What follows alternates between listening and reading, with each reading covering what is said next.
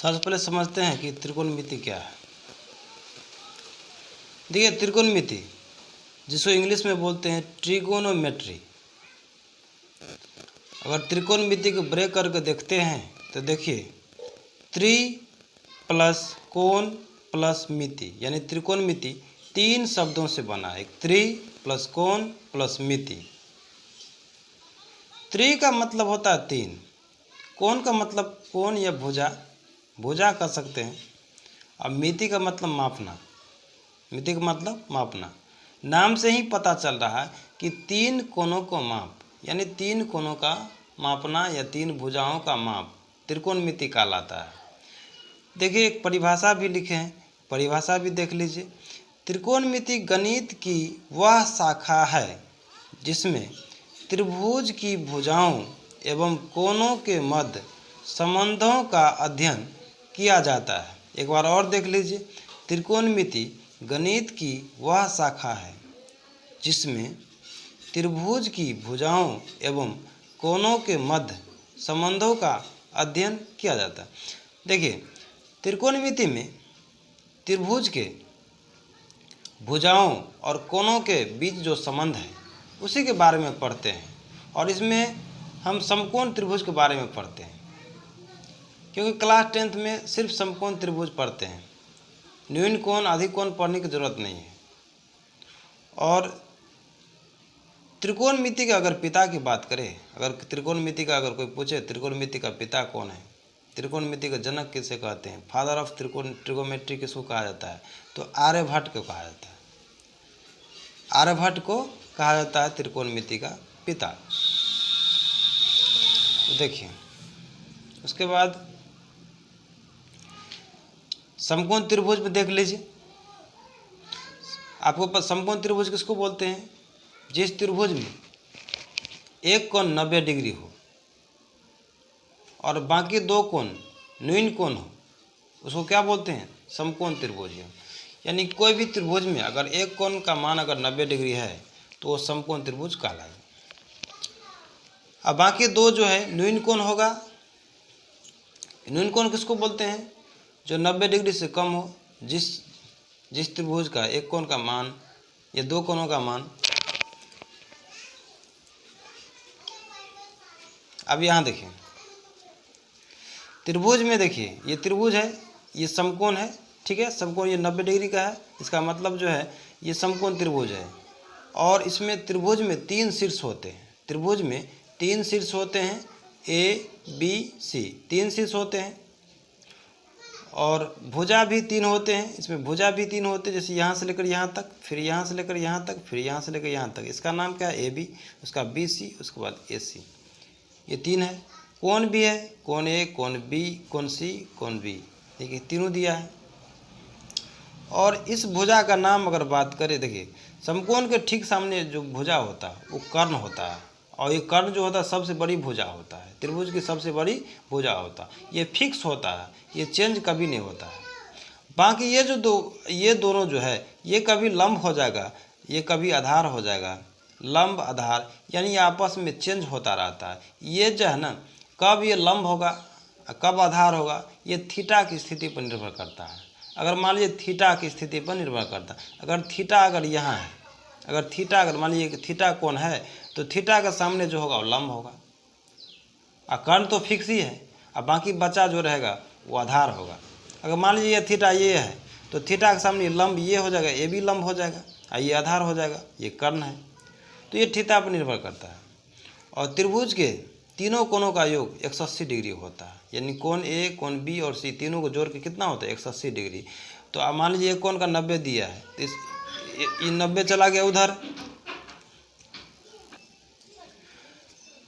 3 कोण, त्रिभुज के तीनों कोणों का योग 180 डिग्री होता है। मान लीजिए यहाँ ए नहीं दिया है, सी भी नहीं दिया है, और बी तो दिया है 90 डिग्री, तो 90 को उधर ले जाएंगे तो माइनस हो जाएगा, यानी ए और सी मिला कितना होता है, 90 डिग्री होता है। यानी कह सकते हैं ये जो दोनों है ये पूरक कोण है। पूरक कोण किसको बोलते हैं, जब 2 कोणों का योग 90 डिग्री हो तो उसको पूरक कोण कहते हैं। ये न्यून कोण है, ये भी न्यून कोण है, पूरक कोण भी कह सकते हैं। और देखिए थीटा की स्थिति बोला, थीटा की स्थिति देखिए, थीटा की स्थिति भी देख लीजिए। ये देखिए समकोण, ये समकोण है, समकोण के ठीक सामने वाला कर्ण होता है, ये फिक्स होता है, ये सबसे बड़ी भुजा होता है। और थीटा के सामने जो होता है क्या होता है, लंब होता है। ये कर्ण हो गया, लंब हो गया, बाकी ये जो बचला है भुजा है ये क्या हो जाएगा, आधार। ये कोई भी त्रिभुज आधारे पर निर्भर करता है, आधारे पर जो है स्थित होता है।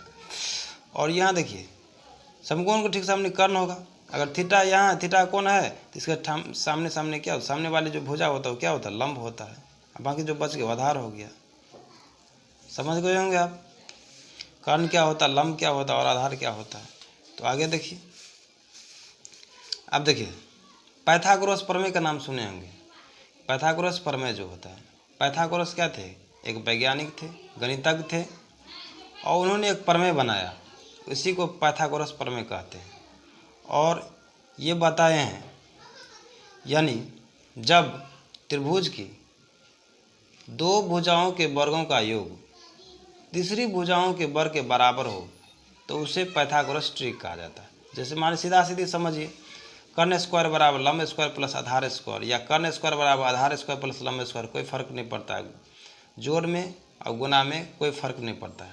आप आधार यहाँ भी लिख सकते हैं, लंब यहाँ भी लिख सकते हैं, कोई दिक्कत नहीं।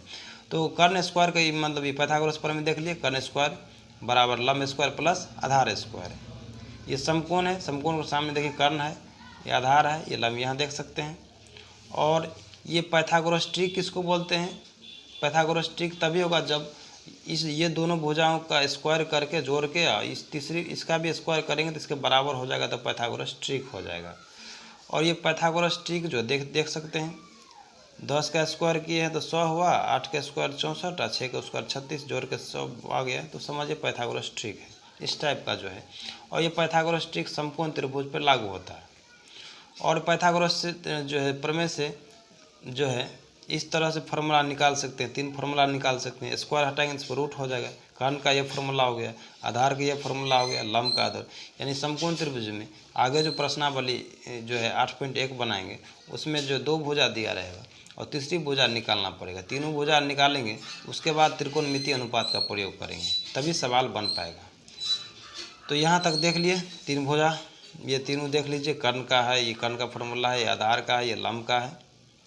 उसके बाद देखिए त्रिकोणमितीय अनुपात देख लीजिए, त्रिकोणमितीय अनुपात 6 होता है। कितने होता है, 6। देखिए ये जो है अनुपात जो होता है, अनुपात का मतलब क्या होता है, अंश बटा हर, अंश बटा हर। तो कर सकते हैं, देखिए लंब बटा क्या है, कर्ण, लंब बटा कर्ण है। साइन थीटा बराबर क्या होता है, लंब बटा कर्ण, साइन थीटा बराबर लंब बटा कर्ण, ये फॉर्मूला होता है। इसका उल्टा कर लीजिए, इसका जो साइन थीटा का उल्टा होता है कोसेक थीटा, तो ये भी कर्ण बटा लंब हो जाएगा, कोसेक थीटा कर्ण बटा लंब। कॉस थीटा हो गया आधार बटा कर्ण, सेक थीटा हो गया कर्ण बटा आधार, टेन थीटा लंब बटा आधार, कॉट थीटा आधार बटा लंब। ये त्रिकोणमितीय अनुपात 6 होता है, साइन थीटा, कॉस थीटा और टेन थीटा, ये तीनों याद कर लीजिए। उसके बाद जो है ये बाकी जो है 3 जो है ऑटोमेटिक याद हो जाएगा, जो है ना, बाकी 3 जो है ऑटोमेटिक याद हो जाएगा। साइन थीटा याद कर लीजिए, कॉस थीटा याद कर लीजिए और टेन थीटा याद कर लीजिए।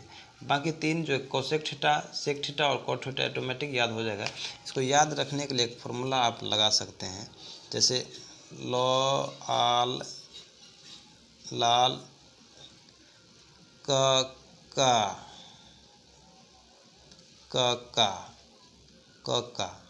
इस टाइप का, ये जो है इस टाइप का लंब बटा कर्ण, आधार बटा कर्ण और लंब बटा आधार यूज कर सकते हैं। लाल का आप याद कर सकते हैं। ये फर्स्ट वाला जो है ये साइन में, ये कॉस में, ये टेन में यूज कर सकते हैं, इस डायरेक्शन में जाके। उसके बाद इधर भी आना है, उल्टा भी चलना है। तो साइन थीटा का फार्मूला लंब बटा कर्ण होता है, कॉस थीटा का फार्मूला आधार बटा कर्ण, टेन थीटा का फार्मूला लंब बटा आधार। और इसी तरह अगर इसका उल्टा चलिए, साइन को उल्टा क्या था कोसेक, तो कोसेक हो जाएगा कर्ण बटा लंब।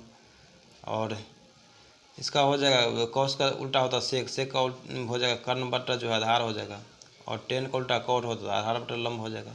यानी इतना फार्मूला बढ़िया से आप याद कर लीजिए। उसका बाद 8 पॉइंट प्रश्नावली 8.1 देखेंगे अगले वीडियो में, और 8.1 एक एक सवाल बनाएंगे। तब तक के लिए इतना है।